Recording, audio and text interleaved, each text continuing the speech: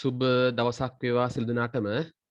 අද අපි සාකච්ඡා කරනවා 2020 O level paper එකේ part 1 වල දෙවෙනි ගාන, ඒ කියන්නේ part 1 වල B කොටසේ දෙවෙනි ගාන අපි දන්නවා. සාමාන්‍යයෙන් 90ක් විතරම වර්ගඵලයේ පරිමිතියෙන් ගානක් එනවා.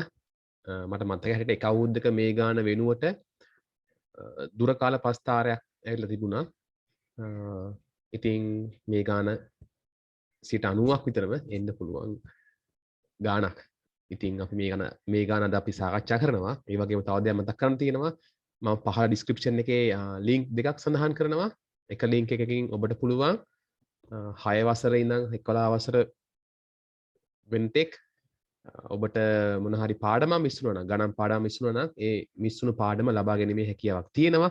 ඒ වගේම මම තව link එකක් සඳහන් කරනවා. ඒ link එක හරහා ඔබට පුළුවන් ගණිත විනෝදය ඒ සම්බන්ධ වීඩියෝස් නරඹන්න.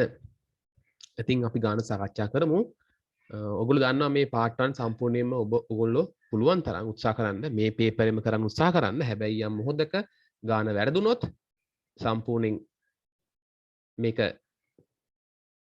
කපන්න, ඒ කියන්නේ මේක සම්පූර්ණයෙන් මෙහෙම කපලා කටුවැඩ කොලයක උත්තර ටික ලියලා, ඒ කියන්නේ ප්‍රශ්නාංක හරියට දාලා උත්තර ලියලා ඇටච් කරන්න. ඇටච් කරලා ඔබට පුළුවන් බාර දෙන්න, කිසි ප්‍රශ්නයක් නැහැ. ඒ හින්දා ඒකට ඔබ බය වෙන්න අවස්ථාවක් නැහැ. වැරදුනොත් සම්පූර්ණ තනියකින් කැපුවා. අලුත් පේපර් එක, මේ අලුත් කටුවැඩ කොලයක කරලා මේකත් සමග අමුණන්න. හැබැයි ගොඩක් වෙලාවට ඔබට උපදෙස් දෙන්නේ පුළුවන් තරම් මේක කරන්න කියලා. මේ පේපර් එකේම ඔබ උත්තර ලියන්න උත්සාහ කරන්න. බැරි වුණොත් විතරක් අර වැඩේ කරන්න. රූපය දැක්වෙන්නේ ABCD ඍජුකෝණාශ්‍රාකාර කොටසකට. ඒ කියන්නේ ABCD ඍජුකෝණාශ්‍රාකාර කොටසක් තියෙනවලු. යා වූ අරය 14ක් වෙන අර්ධ වෘත්තාකාර කොටසක් තියෙනවලු. ඒ කියන්නේ අරය 14ක් වෙන. ඒ කියන්නේ අපි දැන් අරය ඇන්දොත් අරය 14යි. මල් පාත්තියක්. මේ ඇවිල්ලා මල් පාත්තිය.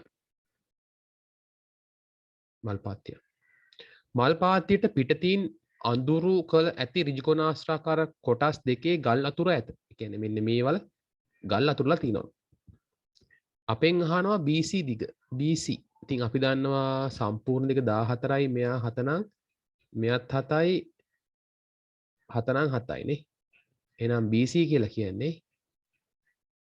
7 ධන 7 14ක් වෙනවා. 14යි සෙන්ටිමීටර්. මොකද AD සහ BC සමාන වෙන්න ඕනේ. මල් පාත්තියේ අර්ධ වෘත්තාකාර කොටසේ වර්ගඵලය. ඒ කියන්නේ අර්ධ වෘත්තයේ වර්ගඵලය අපි දන්නවා වර්ගඵලය සමානයි ෆයි r වර්ගය 360න් θ. සාමාන්‍යයෙන් 360න් θ වෙනුවට එකපාරම අපිට දාන්න පුළුවන්. භාගය දාන්න පුළුවන්. කිසි අවුලක් නැහැ. 7න් 22යි අරය 14යි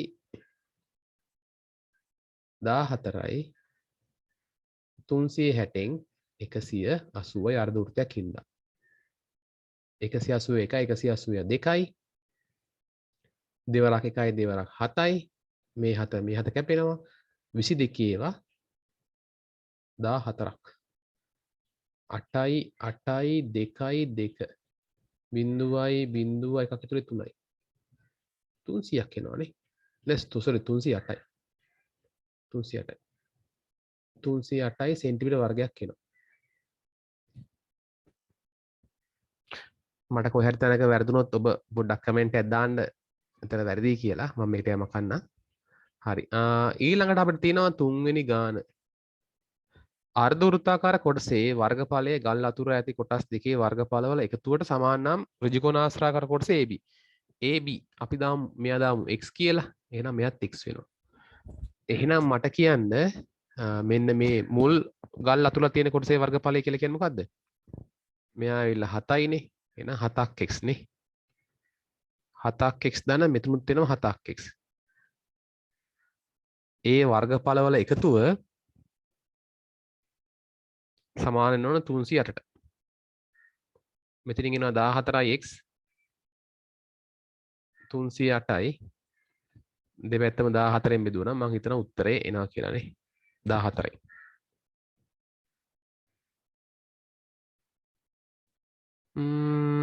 මෙයාට මෙයා කැපෙනවා දෙකෙන් කපු දෙකේව 7යි දෙකේව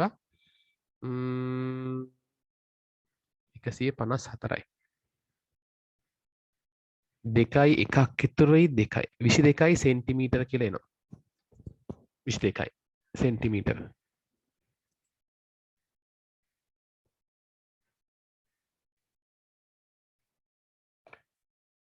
ඊට පස්සේ අපිට කතාවක් කියනවා මුළු මල් පාතයේ පරිමිතිය සොයා. ඒ කියන්නේ මුළු මල් පාතයේම පරිමිතිය හොයන්න ඕනේ.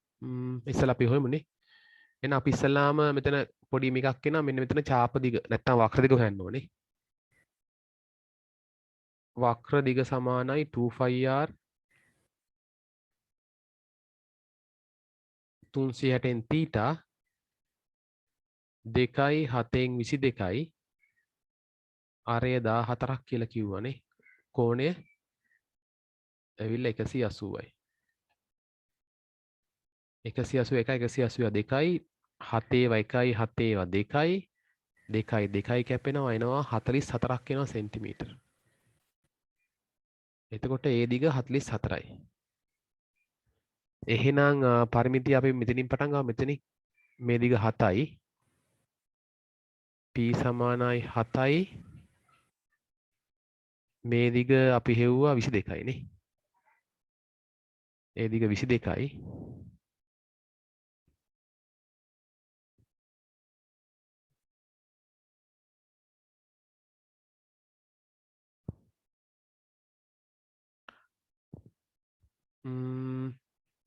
ඊට පස්සේ මේ දිග 14යි නේ. ඊට පස්සේ මේ දිග 22යි. ඊට පස්සේ මේ දිග 7යි.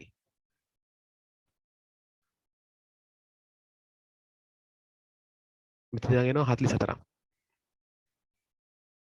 ඔය ඔක්කොම එකතු කරන්න ඕනේ. 29යි 33යි 43යි 45යි 65යි 72යි 76යි 76යි 40යි 116ක් එනවනේ. ඔන්න අපි චෙක් කරලා බලමු. 7යි 22යි 29යි 29යි 33යි 43යි 43යි 45යි 65යි 7යි 72යි 76යි 76යි 40යි 116යි නේ. 116ක් එනවා. එම පරිමිතියට සමාන පරිමිතියක් ඇති. ඒ කියන්නේ පරිමිතිය 116ක් වෙන්න ඕනේ. අර්ධ වෘත්තයේ විස්කම්බයට සමාන පල්ලක් ඇති. අර්ධ වෘත්තයේ විස්කම්බය කියලා කියන්නේ විස්කම්බය 28යි නේ. 28ක් එන්න ඕනේ. අර්ධ වෘත්තයේ විස්කම්බයට සමාන ඍජු කෝණාශ්‍රයක දිග.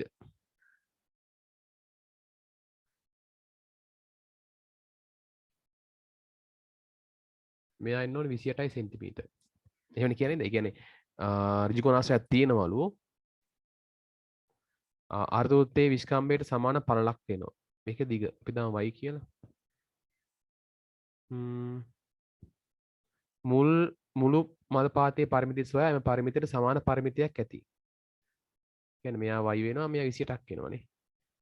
ඉතින් අපි දන්නවා පරිමිතිය කියලා කියන්නේ මේකේ 28 දාන y දාන 28 දාන y. ඉතින් අපිට එනවා 2ක් y දාන 56ක් එනවා. මෙයා 116යි. විතර 116න් 56ක් අඩු වෙනවා සමානයි 2ක් y. ඒ කියන්නේ දැන් 56 අනිත් පැත්තට ගියාම අඩු වෙනවනේ. 0.11න් 5ක් 6යි. 2ක් y දෙපැත්තම දෙකෙන් බෙදෙනවා. y සමානයි 30යි සෙන්ටිමීටර්. හරි මගේනේ. 30යි 60යි 60යි 56යි 110ක් වෙනවානේ. මං හිතනවා අවුලක් නැහැ කියලා නේ. මේක ලේසි ගානක්.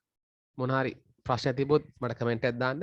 ඉතින් මේක අනිවාර්ය ගානක්. ඉතින් ආවොත් ඉතින් ලකුණු 10ම ගන්න පුළුවන්. ලොකු සූත්‍ර මොකුත් නැහැ මේකේ. ඔබ මතක තියාගන්න ඕනේ මේ අර වක්‍ර දිග නැත්තම් චාප දිග වෙන සූත්‍රය මතක තියාගන්න. ඒ වගේම අපි කියන කේන්ද්‍රික ඛණ්ඩේ වර්ගඵලය වෙන සූත්‍රය මතක තියාගන්න. අනිත් ඒවා සාමාන්‍ය දේවල්. හරි. එහෙනම් ජය වේවා. අනිවාර්යයෙන්ම O level වලට ඒකක් ගන්න මහන්සි වෙන්න. ජය වේවා.